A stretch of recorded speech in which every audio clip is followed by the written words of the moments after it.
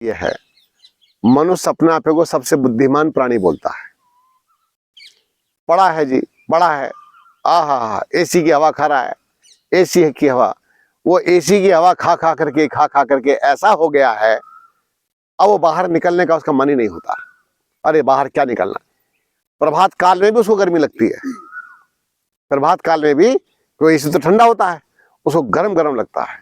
तो हमने अपने शरीर को बेकार कर दिया है, किसी काम का नहीं छोड़ा है। हम ना धूप सहन कर सकते हैं, न सर्दी सहन कर सकते हैं, और ना बारिश की बूंद। ओहो, बारिश की बूंद तो ऐसे समझो जैसे तवे, गरम तवे के ऊपर बूंद गिर गई हो, तवा ऐसे छुन, बस छुन गया वो, इसके छुन फिर यहां से निकलती है सारी नाक से। एक व्यक्ति तो महाराष्ट्र में कोई ठंड नहीं पड़ती है, जनवरी के महीने में उन्होंने आग जला रखी। वो हमारे लिए तो कुछ सर्दी होती नहीं जी, हम तो ऐसे घूमते रहते हैं, तो उन्होंने फिर भी आग जला रखी है वहां पर उनके लिए तो वो भी ठंड है। एक सज्जन क्या कह रहे थे, भैया मुझे तो 4 साल पहले मेरे सिर पे बूंद गिरी थी, जुकाम आज तक भी ठीक नहीं हुआ। तो हम लोह पुरुष कहाँ रहे, हम तो टीन पुरुष हो गए, आयरन मैन नहीं रहे हम तो ऐसे हो गए हैं कि हमसे कुछ सहन होता ही नहीं है, कुछ भी सहन नहीं होता। तो आइए हम अपने आप को मजबूत बनाएं, स्ट्रांग बनाएं, और प्रकृति के साथ जुड़ें, परमात्मा के साथ अपने आत्मा को जोड़ें, और जैसे ही आप उनसे जुड़ोगे तब आपको आनंद प्राप्त होगा। आइए एक भजन का आनंद लीजिए।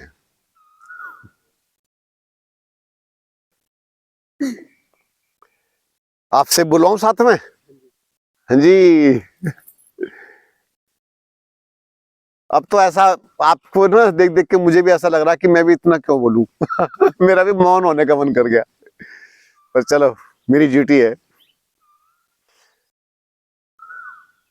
अमृत की बेला में पंछी करे चकोर, बोलिए, अमृत की बेला में पंछी करे चकोर, अब तो लगता हो गई भक्ति रस की भोर, अब तो लगता हो गई भक्ति रस की भोर, अमृत की बेला में पंछी करे चकोर, अमृत की बेला में पंछी करे चकोर, अब तो लगता हो गई भक्ति रस की भोर, अब तो लगता हो गई।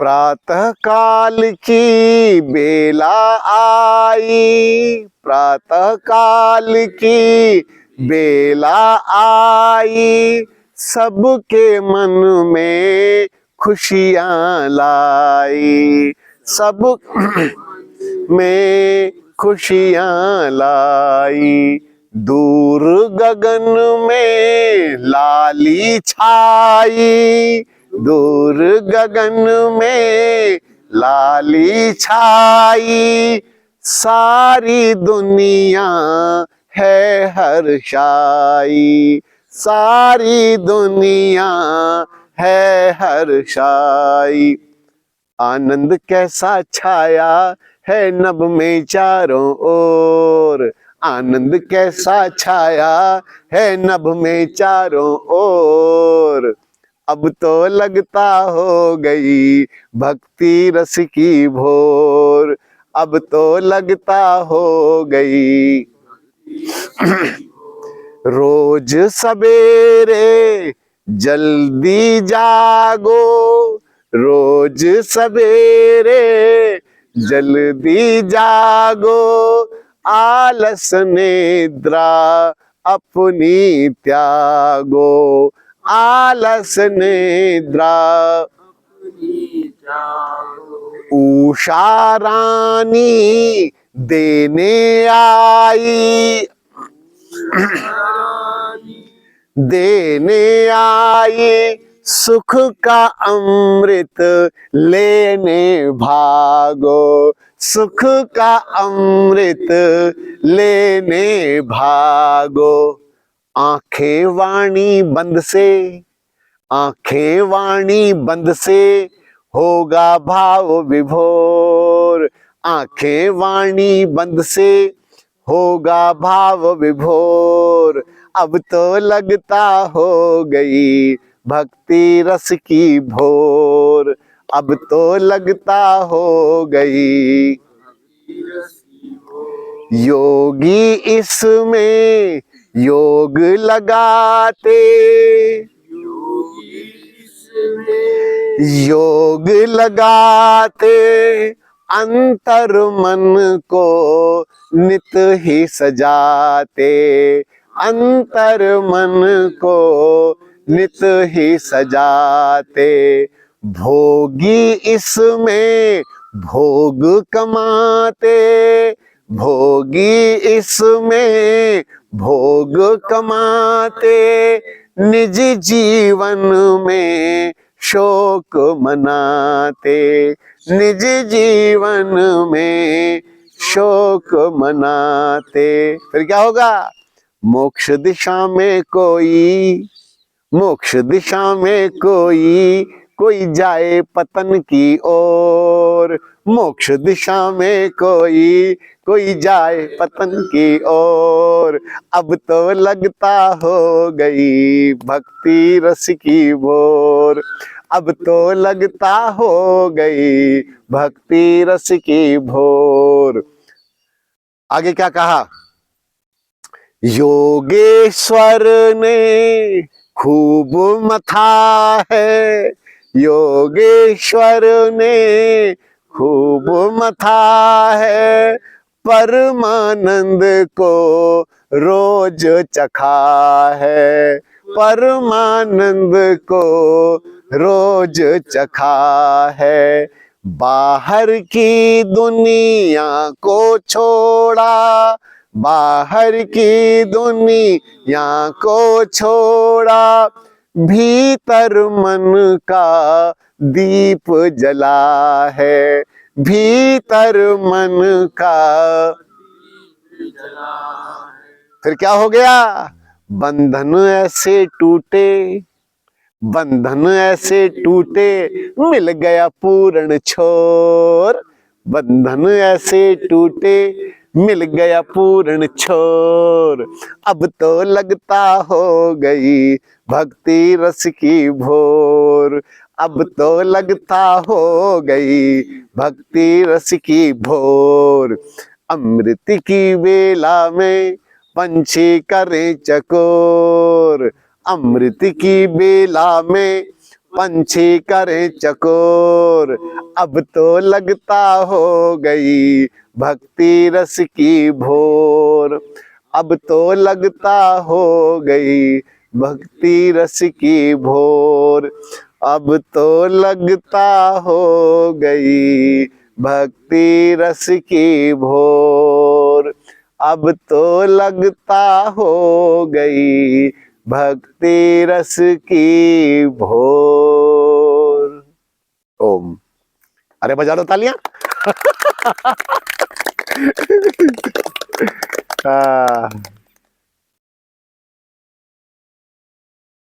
ये इस रचना को 6-7 साल हो गए होंगे। बहुत प्यारे शब्द हैं। बस जिस समय आप गुनगुना रहे हो उसके साथ एक हो जाओ, जुड़ जाओ। और आपने उन्हीं भावों के साथ में समझ करके गीत बोला है आज। जहाँ तक मैं आपको देख रहा था, उन्हीं भावों को समझ करके ही आपने गीत की पंक्तियां दोहराई हैं और अच्छा भी लगा होगा। चलिए आराम से बैठते हैं। आप तो आराम से बैठे हैं, मैं वज्रासन में था।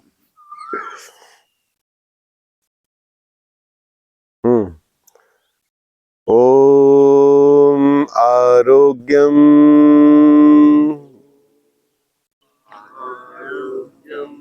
ओम आरोग्यम, ओम आरोग्यम, ओम ओम ओम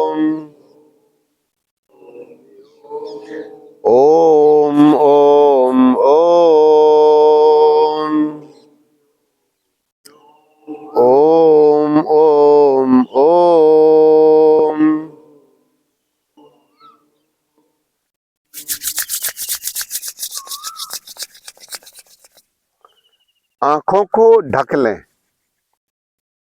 और फिर आंखों की ऐसे मालिश करें।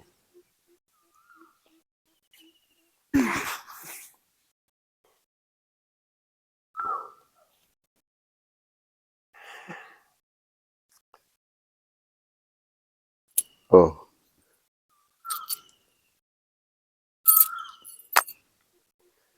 अब आप बैठे बैठे अपनी दोनों बाजू घुमाइए।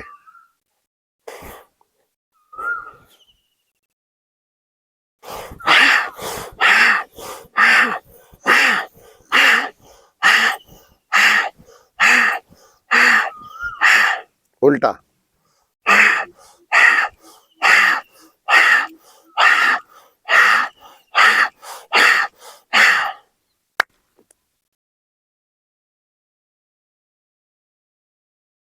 एक हाथ ऊपर, बायां हाथ।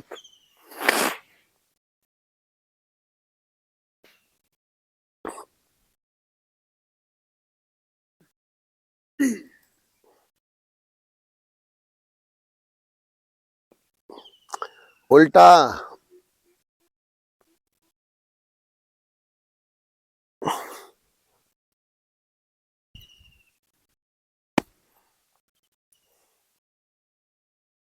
देखने में बड़े सरल सरल सी है, खिंचाव तो इसमें पड़ रहा है काफी। चलिए अगला, गर्दन अपोजिट, गर्दन ऐसे।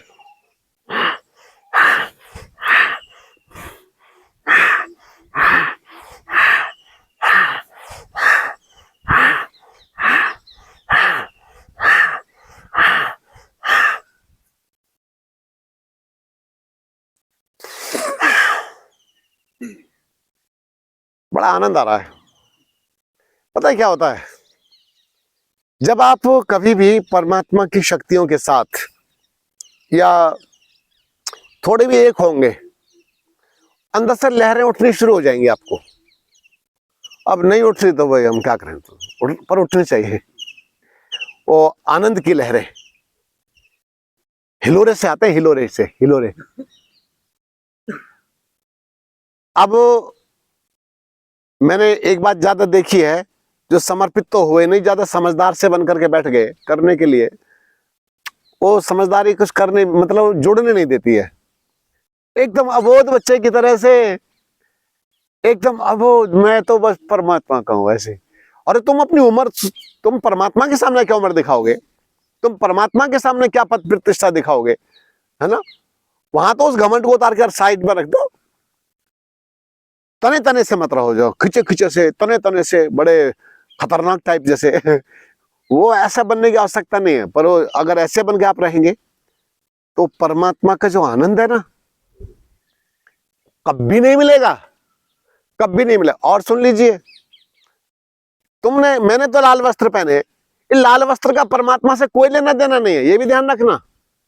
आपने श्वेत वस्त्र पहने, इसका भी वहां कोई लेना देना नहीं है। ये तो खाली की मर्यादा है कि भाई सन्यासी है। भाई सन्यासी अंदर से भी है या नहीं है? आपने सफेद कपड़े पहने बस सन्यासी नहीं है। किसने कहा आप सन्यासी नहीं है? आप बिना लाल वस्त्रों के भी सन्यासी हो सकते हैं। समझना मेरी बात ध्यान से। ये तो अंदर के भावों पर टिका है, सारा कुछ भावनाओं पर टिका है। तो आप अपने अंदर से तैयार हो, समर्पण करना है अंदर से। परम पिता परमात्मा, परम पिता, अरे परम पिता, वो परम पिता है तो आप भी परम पुत्र बन जाओ। कौन रोक रहा है? उसके परम प्रिय पुत्र, वो भी तो कहे परमात्मा भी, मेरा बहुत परम प्रिय पुत्र है ये जो जीवात्मा है, जो मेरा ये पुत्र की भांति पुत्र है मेरा ये। तो कहने से पुत्र और पिता नहीं बनते। जो पुत्र पिता को नमस्ते करना तक पसंद नहीं करता, तो पिता का प्रेम कैसे पाएगा? क्यों? पिता का प्रेम कैसे मिलेगा? ढूंढते रह जाओ। वो आशीर्वाद कैसे प्राप्त होगा जो जिसको नमस्ते करने में भी समस्या बनती है? और जो उल्टे उत्तर देता है, उल्टे उत्तर से मतलब है, सुनो, जो परमात्मा की उपासना नहीं करता, अपने बाप के पास नहीं बैठता, उधर भी और इधर भी, जो अपने पिता के पास बैठ नहीं रहा है, हर समय काम, हर समय काम, हर समय काम, हर समय काम, मेरे पास नहीं है टाइम, मेरे पास टाइम नहीं है। अच्छा, और ऐसे ही परमात्मा के समीप नहीं बैठ रहा। उपमाने समीप, आसन माने बैठना, आसन माने बैठना। जो परमात्मा के समीप नहीं बैठ रहा, तो ऊर्जा कहां से प्राप्त होगी? ऊर्जा, ओहो, नोटों के बंडल से ऊर्जा ले लेगा। सारी की सारी ऊर्जा नोटों के बंडल से मिल जाएगी तेरे को, ले ले। हर समय मोबाइल में घुसे रहने से ऊर्जा प्राप्त हो जाएगी? नहीं मिलेगी। तो इसलिए अग्नि के समीप जाना पड़ेगा, अग्नि के समीप जाना पड़ेगा। तो परमात्मा से मित्रता बनाओ। परमात्मा सबसे परम सखा है, इसको परम सखा कहा गया है। तो परम सखा है, उसके जैसा सखा साथी कोई भी नहीं हुआ आज तक, है नहीं कोई। और कौन है? ये जो आप धरती देख रहे हैं, धरती, धरती पर आप अपने कर्मों का फल भोगने आए हो, तुम इसके मालिक नहीं हो। मालिक नहीं हो तुम इस धरती के, हम मालिक नहीं है। हाँ, मालिक बनना है तो एक ही रास्ता है, क्या? परमपिता परमात्मा के सच्चे पुत्र बन जाओ। ये तो सारा ब्रह्मांड भी तुम्हारा ही है, तुम उसके बने। बोले मैं ये भूमि आर्यों को देता हूं, आता ना, वेद मंत्र आता है। बोले ये जो भूमि है ना, मैं तो आर्यों को दे देता हूं। आर्य मतलब श्रेष्ठ, ये श्रेष्ठों को देता हूं। तो सारा ब्रह्मांड फिर आपका है। और नहीं तो तुम यहाँ किराएदार की तरह से हो भैया, याद रखना। तो बढ़िया आनंद के साथ जीवन यापन करना है, और परम पिता परमात्मा के साथी बन करके उसको अपने साथ लेकर के चलो, उसको मत भूलो। यहां तक कहते हैं कि देखो, अंते मति सा गति, जैसी अंतिम समय में मति होती है ना, वैसी गति होती है। आप अपने मति को अच्छी बना करके रखो। पता नहीं यार किस समय, बोले स्वामी जी भाई सुबह सुबह बढ़िया बातें बता रहे थे, अचानक पता नहीं क्या हो गया, है ना। तो स्वामी जी की अगर मति उस परमपिता परमात्मा में होगी तो परमात्मा के धाम की ओर जाएंगे। तो ये पूरे ब्रह्मांड में ये जो धरती है ना, धरती, वैज्ञानिक लोग कहते हैं या चिंतनशील लोग कहते हैं कि कण के बराबर है। हाँ जी, इस अखिल ब्रह्मांड में कोई अस्तित्व जैसा भी नहीं लगेगा। इतना बड़ा चंद्रमा है ना, इतना सा थाल के बराबर दिखाई देता है, ऐसा ही है ना, इतना बड़ा। वहां जाके देखना कितना बड़ा है, इतना विशाल सूर्य है, पृथ्वी से कितना गुना बड़ा है? 13 लाख गुना बड़ा कोई ग्रह हो और वो इतना सा दिखाई दे, तो 13 लाख पृथ्वियां उसके अंदर समा जाएंगी। आश्चर्य की बात है। और जो महासूर्य हैं, जो महासूर्य हैं, वो उससे भी 13-13 लाख, 10-10 लाख ऐसे गुना बड़े हैं इस सूर्य से भी, जो अभी दिखाई देता है। तो फिर हम कौन है भाई? बिना मतलब घमंड वाले के बैठा है, अरे बिना मतलब का, अरे तेरी जय हो। तो और ये जो ब्रह्मांड है कहते हैं कि इसका कोई पारावार नहीं है, बेअंत है, ये अनंत है, अनंत। तो इस अनंत जगत का स्वामी भी अनंत है। जब आप उसको अनंत मान करके उसकी उपासना करोगे, आहा, तो उस अनंत से ऐसे जुड़ जाओगे, पूरी तरह से अनंत से ही जुड़ोगे। कहते हैं गुण कर्म स्वभाव के आधार पर आप परमात्मा को जैसे याद करते हैं, आप वैसे जुड़ने प्रारंभ हो जाते हैं। और सुन लीजिए, ये जो आकाश में चमकीला जो भाग है ये कुछ छोटा सा क्षेत्र है, ये जिसमें तारे, ग्रह, उपग्रह आदि जितना भी है सब एक छोटे से भाग में है।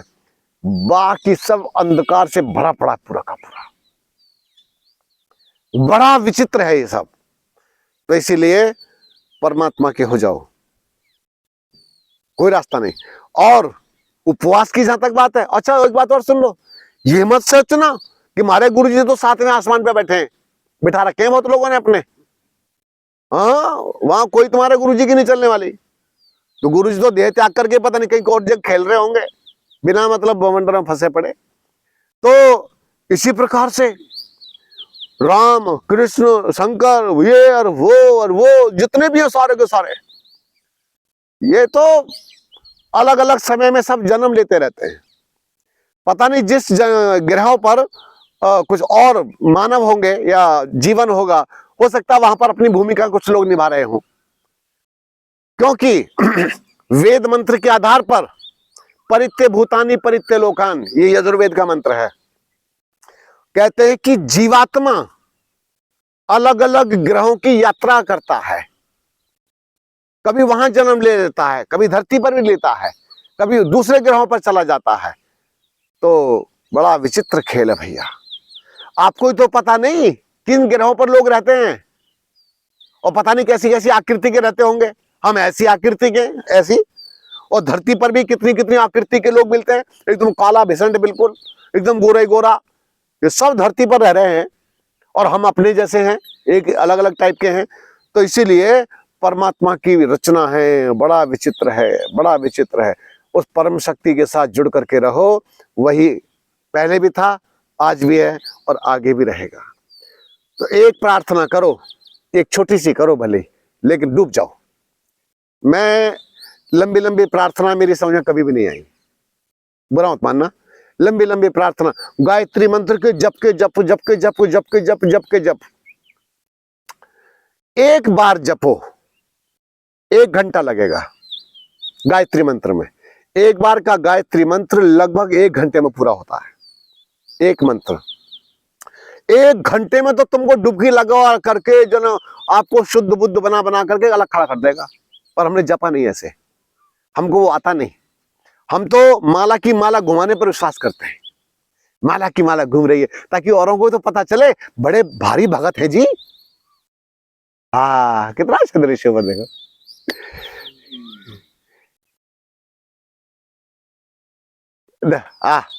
तो अब चल दिए ना ड्यूटी पर, अपने सब अपने अपने काम पर चल दिए। देख लो अभी और आएंगे, बहुत सारे हैं इधर। ओहो को साधो भैया, और ये साधने का इस शिविर में आपको अवसर मिला है। हम कभी प्रयास करेंगे, हमारा चिंतन है आगे कभी मौन शिविर भी लगाएंगे।